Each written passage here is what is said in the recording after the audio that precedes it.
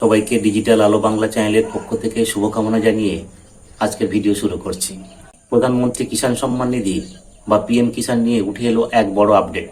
আর এই আপডেটের ফলে আমরা জানতে পাচ্ছি বহু কৃষক কিন্তু টাকা পাবে না, আর সেই সংখ্যাটা 31 লক্ষেরও বেশি। তাই 21তম কিস্তির টাকা পেতে আপনি কিন্তু আপনার নিজের স্ট্যাটাসটা আগে চেক করুন। এখন প্রত্যেকেরই অ্যাকাউন্ট ভেরিফাই হচ্ছে, কারণ পিএম কিষাণের তরফ থেকে এই আপডেটটা কিন্তু সকলের জন্য এসেছে। আর সেখানেই আছে 3টে নিয়ম। যারা এই 3টে নিয়ম মানেনি তাদের অ্যাকাউন্টে কিন্তু 21তম কিস্তির টাকা নাও ঢুকতে পারে। তাই আপনি আপনার অ্যাকাউন্টটা কিভাবে চেক করবেন সেটাও জানতে পারবেন এই ভিডিও থেকে। এমন ইনফরমেটিভ ভিডিও পেতে আমার চ্যানেলটাকে সাবস্ক্রাইব করে রাখুন আর নোটিফিকেশনটা অন করে রাখুন। চলুন আমরা দেখে নিই কেন বাদ পড়ছে পিএম কিষাণ অ্যাকাউন্ট থেকে আমার বা আপনার অ্যাকাউন্টটা। পিএম কিষাণ নিয়ে আরেকটা নতুন আপডেট চলে এসেছে। আমরা দেখে নেব পিএম কিষাণের 21তম টাকা কারা পাবে না। এই কৃষকরা পাবে না পিএম কিষাণ যোজনার আগামী কিস্তির টাকা। 21তম কিস্তির আগে সরকার শুরু করেছে বড় পরিসরে যাচাই। যারা যোগ্যতার শর্ত পূরণ করছে না, যেমন পরিবারের একাধিক সুবিধাভোগী, নাবালকদের অ্যাকাউন্ট বা নতুন জমির মালিক, তাদের আগামী কিস্তি পেতে কিন্তু সমস্যা হতে পারে। যে এই কৃষকরা পাবে না পিএম কিষাণ যোজনার আগামী কিস্তির টাকা। দেশের কোটি কোটি কৃষকরা বর্তমানে অপেক্ষায় রয়েছে প্রধানমন্ত্রী কিষাণ সম্মান নিধি যোজনার বা পিএম কিষাণ সম্মান নিধি যোজনা 21তম কিস্তির টাকার জন্য। কিন্তু এই টাকা ট্রান্সফার করার আগে কেন্দ্র সরকারের তরফ থেকে জারি করা হলো বড় একটা আপডেট। জানা গিয়েছে প্রায় 31 লক্ষ কৃষক এবার তালিকা থেকে বাদ পড়তে পারেন। মনে করা হচ্ছে এই কৃষকরা ভুল উপায়ে পিএম কিষাণ যোজনার 6000 টাকা সহায়তা নিয়েছেন। এই কারণেই সরকার কিস্তি বিতরণের আগে থেকেই অযোগ্য কৃষকদের যাচাই বা ভেরিফিকেশন প্রক্রিয়া শুরু করেছে। 20তম কিস্তির টাকা অনেক কৃষকের ব্যাংক অ্যাকাউন্টে পাঠানোর আগে স্থগিত রাখা হয়েছিল।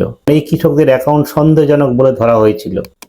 যোজনার অনিয়ম ও জালিয়াতি রোধে সরকার এবার কড়া পদক্ষেপ নিয়েছে। যেসব কৃষক এই 3টি শর্ত পূরণ করতে পারবে না তাদের নাম তালিকা থেকে বাদ দেওয়া হতে পারে। একটি পরিবারে শুধুমাত্র একজনই সুবিধাভোগী।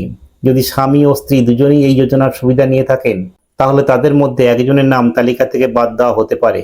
জানা গিয়েছে প্রায় 31.01 লক্ষ নাম এমনই সামনে এসেছে যেখানে স্বামী স্ত্রী উভয়ই এই যোজনার আওতায় অর্থ পাচ্ছেন। এই সুবিধা শুধুমাত্র 18 বছর বা তার বেশি বয়সের কৃষকদের জন্য প্রযোজ্য। তাই নাবালকদের নামে তৈরি অ্যাকাউন্ট থেকে এই সুবিধা বাতিল হয়ে যেতে পারে।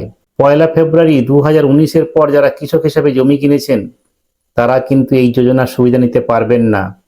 এই শর্তের ভিত্তিতে প্রায় 8 লক্ষের বেশি কৃষক তালিকা থেকে বাদ পড়তে পারেন। কিভাবে চেক করবেন আপনার স্ট্যাটাস?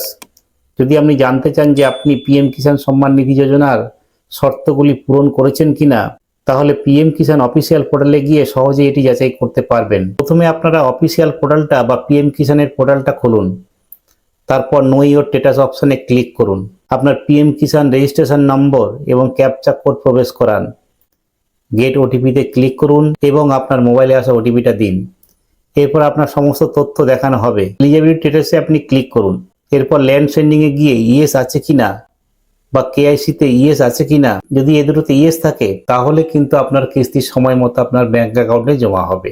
তাহলে আমরা জানতে পারলাম পিএম কিষাণের টাকা এই মুহূর্তে কারা পাবে আর কারা পাবে না। এমনই তথ্যমূলক ভিডিও পেতে আমার চ্যানেলটাকে সাবস্ক্রাইব করুন আর নোটিফিকেশনটা অন করে রাখুন। চলুন আবার দেখা হবে নতুন ভিডিওতে। ততক্ষণ ভালো থাকবেন, সুস্থ থাকবেন।